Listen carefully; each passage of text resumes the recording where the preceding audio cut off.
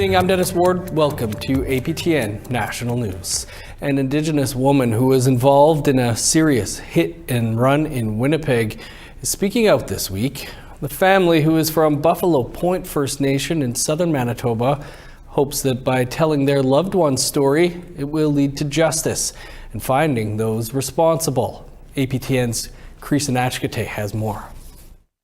She's right here, and she said that it pulled up, then she went by the passenger side, and she was walking, then it bumped her. Margaret Kobenis explains where her daughter was involved in a serious hit and run that happened over the weekend near downtown Winnipeg. She said she was laying on the ground, she was fighting to get up, and that's when she made eye contact with the person. On Saturday, March 15th at around 12:30 a.m., Margaret Kobenis' daughter, Margaret Kobenis Jr., was walking north on Osborne Street and crossing Mulvey Avenue. Kobenis says a white van pulled up near the corner as she was crossing Mulvey. She thought it was safe to keep crossing, but the driver drove forward. He hit her and then ran her over, breaking multiple bones. The driver then sped off and traveled north on Osborne. I hope my daughter's alive. That's what's running through my head. I hope she's alive. When I got to the passenger side, just before that, we looked at each other and I didn't even make it to the other end. He just pressed on the gas and I hit the ground. I tried getting up and he continued to run over me. A passerby called 911 as Kobenis crawled to the sidewalk and she was rushed to the Health Sciences Center. The following day, her family held an awareness gathering outside of the hospital. The hit and run left Kobenis with multiple bone fractures, including injuries to her shoulder, collarbone, ribs, and pelvis. It gets worse every day. My mental health has got worse. I can't sleep at night. I keep getting flashbacks of that moment. I can't eat sometimes. Winnipeg police are now looking for a large white cargo-style van, and they are asking the driver to turn himself in. The family believes the hit and run was intentional. To this person or persons that are involved that did this to my child, I wish they would come forward because they're responsible for my daughter. She's suffering. She's very scared. The Winnipeg Police Service is asking anyone with information about this hit and run to come forward and to contact police or Crime Stoppers. They're also asking if anyone has any video that includes CCTV footage and dash cam video to come forward. Creason Achkate, APTN National News, Winnipeg. Thanks, Creason. Tragedy has struck again in Carry the Kettle Nakota Nation in Saskatchewan. Just last month, the nation was the scene of a quadruple homicide. Now police are investigating another suspicious death there. File Hills First Nation Police Service in southern Saskatchewan says it received a report just before 3 a.m. Friday, March 21st, of a sudden death on the nation. A news release from Saskatchewan RCMP says further investigation has determined that the death was suspicious in nature. Saskatchewan RCMP Major Crimes is now investigating the death of an adult male. No one has been arrested or charged at this point in the investigation. RCMP say residents of Carry the Kettle Nakota Nation may notice an increased police presence as this investigation continues. With the federal election call still a few days away, the NDP is already taking aim at the Liberals and new Prime Minister Mark Carney, digging up a dismissed court application made by a First Nation in Northern Ontario against the company Carney once served as vice chairman of. APTN's Fraser Needham has more. In a Friday virtual press conference, the NDP dug up an old court application made by the Mississauga First Nation against Brookfield Renewable Energy over the impacts of 4 hydroelectric dams on the Mississauga River, about 134 kilometers southeast of Sault Ste. Marie. While Carney was pretending to work on making the world a more sustainable place as vice chair of environmental social governance at Brookfield, the reality was very different. Under Carney's environmental leadership, Brookfield trampled on First Nations rights and fought them in court every step of the way. Laura Mayer is councillor with the Mississauga First Nation. She's also the NDP candidate for Sault Ste. Marie Algoma. Mayer criticized the Liberals for shrinking the size of cabinet and vowing to move faster on pipeline projects. It's the growing trend of downgrading Indigenous issues, folding ministries, cutting funding, or promising to fast-track development without free, prior, and informed consent. We've seen governments say they're focused on what matters most to Canadians, while completely ignoring how that work's done by creating effective and responsive partnerships with Indigenous communities. Ontario Superior Court documents show Mississauga First Nation brought a court application against Brookfield Renewable Energy and the Ontario government in June 2022, alleging they had violated the First Nations Section 35 rights regarding permits to take water at the hydroelectric dams. A judge dismissed the application, but this did not stop NDP MP Nikki Ashton from continuing to hammer away at Carney's environmental record well with Brookfield Asset Management. This is a company funding initiatives impacting the traditional lands of Indigenous peoples and the environment. Turns out Carney's definition of investing in green energy includes violating Indigenous water rights and steamrolling First Nations. APTN News reached out to the Prime Minister's office for comment, but did not hear back by press time. Fraser Needham, APTN National News, Ottawa. The province of Saskatchewan has released its official 2025-26 budget, and $284.9 million will go towards a variety of Indigenous-led initiatives. A $29.7 million increase in funding will provide programs and services in First Nations and Métis communities across the province. $107.4 million will be allocated to the First Nations Trust, Métis Development Fund, and other social and economic opportunities. Nearly $24 million will go to on-reserve policing and $5.5 million to improving education outcomes.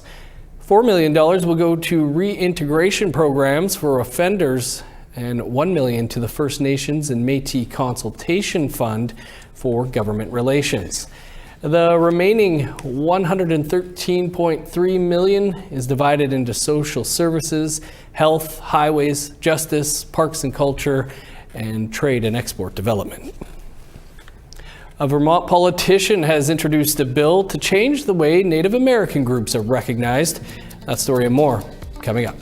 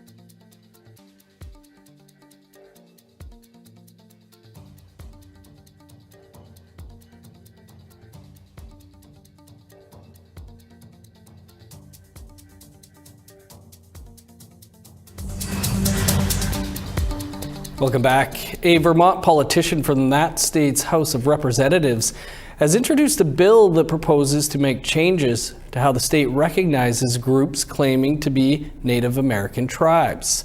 It's a win for the Abenaki in Quebec, who say the tribes in Vermont are not First Nations. But the tribes in Vermont say due process was already done years ago. Angel Moore reports. Rather, you were misled. Individuals and groups without legitimacy have manipulated history. Members of the Abenaki Council of Odanak and Wolanak from Quebec spoke at the Vermont State House during a public workshop called What If We Got It Wrong? Abenaki leaders and experts presented evidence that tribes previously recognized by Vermont are not Abenaki. Jacques Watso is a councillor of Abenaki Council of Odanak in Quebec. We call them the Fraudinakis of Vermont, the 4 fake tribes that claim Abenaki ancestry, our Indigenous ancestry. You're in our territory. No, you are in our territory. It got heated at times. The Vermont Abenaki people voiced their opposition. Don Stevens is the chief of the Nulhegan Band of the Kawasak Abenaki in Vermont. He insists the Vermont tribes are legitimate. We are Indigenous, and we have been living here and for millennia, and we have our lived experience. The workshop was organized by State Representative Troy Hedrick, who felt Vermont's recognition process was flawed. I'm grounded in the evidence that I find incredibly compelling that we did get it wrong. And this despite any sort of federal standards that clearly identified the Vermont recognized tribes as not Indigenous. 4 Vermont Abenaki tribes received state recognition in 2011 and 2012. Watso says they were misled. And it caused all the harm that it does now. And it's not just a state problem in Vermont. It's a North American, not even a global issue on cultural appropriation of Indigenous voices. Abenaki traditional lands stretch from Vermont and north into Canada. Colonization and war in the 17th century forced the Abenaki to move north, where they established the Odanak and Wolanak in Quebec. But 4 groups in Vermont say they are Abenaki. Watso says the evidence proves otherwise, and the groups are causing harm. Because they are rewriting our history, they have access to the burial remains of our ancestors. They are funneling public funds that are destined to Indigenous voices, and they are erasing us by replacing us. The Odanak Abenaki took their opposition to the United Nations Permanent Forum last year, including renting a billboard in Times Square to denounce Indigenous identity fraud. They take our culture, they speak in our place, they take our voice. Since the workshop, Hendricks introduced a bill to the Vermont House of Representatives. It proposes to change the process of state recognition of Indigenous tribes and create a task force which will include the Abenaki of Odanak and Wolanak to review the validity of prior recognition of state tribes. Hendricks says including the Abenaki is significant since they were not included in the 2011 and 2012 discussions, which led to Vermont recognizing the 4 state tribes as Abenaki. This is a mistake that our state legislature made well before I got there. I do feel it is my obligation now as an elected representative to correct that mistake and to repair the harm from that mistake. But Stevens says this process already happened in 2010 and 2012. Now, we did follow the United States process, which is to be recognized by a state or federal government, and we did that. And there was a complete process with scholars and also with the legislative body. So creating a bill to do the same thing doesn't make a lot of sense to me when we were recognized almost 15 years ago. Watso says the bill is a good step forward, but there is more work to do. It's a widespread phenomenon. It's a tsunami of wannabes claiming our ancestry and monetizing it. We see it. It's on everybody's lip, and now it's time to unite on a common front to say enough is enough. Angel Moore, APTN National News, Jabuktuk, also known as Halifax. Perimeter Aviation has renovated their airport terminal in Winnipeg, opening a 20,000 square foot expansion they hope will improve their service to northern communities. Our reporter Tyler Shingoose has more. This is a great day and I'm glad we're here together. Some of the new additions include an improved security screening system, 2 gates to allow for more flights, as well as increased energy systems to ensure sustainability. Joey Prechistor speaks for Perimeter Aviation. One of the things that we do to try and serve our communities too is make sure that we have passenger screening for passenger baggage, passengers and freight, and we're looking for illicit drugs, making sure that those don't make it to communities. Most of the people who use Perimeter Aviation are from northern Indigenous communities. Garrison Settee is Grand Chief of the Manitoba Kiiwetinoong Okanagan, representing 26 First Nations. I feel very appreciative that there's a lot of space for our people to be able to be comfortable, especially when they're traveling for medical reasons, that there's a lot of space here. And it also reflects the culture of our people. Prechistor says Manitoba could also help take northern travel to new heights by investing more in northern airports. This terminal is just one example of how we are working to strengthen northern infrastructure. But we must not stop here. Continued investment in northern aviation is essential to economic growth and viability of northern communities. Tyler Shingoose, APTN National News, Winnipeg. This weekend, APTN Investigates kicks off a new 3-part series on policing. We'll speak with the reporter of the first documentary after the break.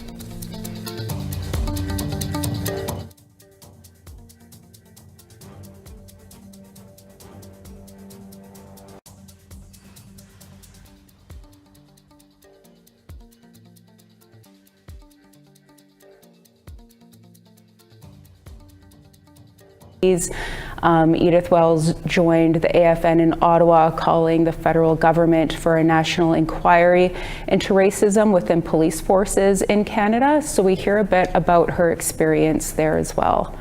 Besides the calls for an inquiry, what else are we hearing from families? So in both of their interviews, Natalie and Edith questioned the cultural training that police are receiving across the country. And training was actually a topic that was brought up in every interview that we did for this story.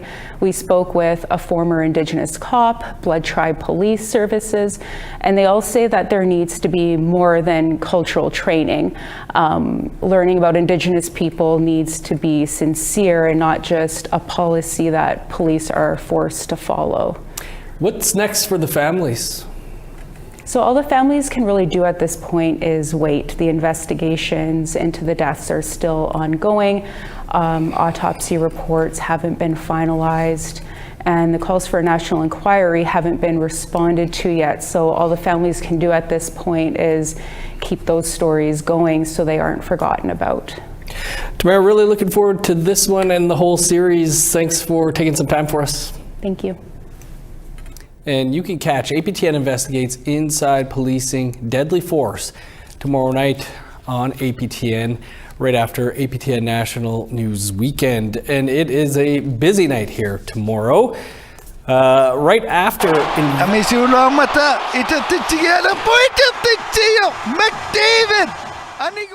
Right after Investigates, it's Hockey Night in Canada in Inuktitut, featuring our hosts, Pujut, David, and Robert. Our featured game has the Ottawa Senators on the road to play the New Jersey Devils. Puck drops at 7 p.m. Eastern Time right here on APTN. And we're all out of time for your APTN National News for this Friday, but don't change the channel. Kim Sullivan is up next with your French language news. I'm Dennis Ward. Marcy Miigwech. Thanks for being with us. Have a great night.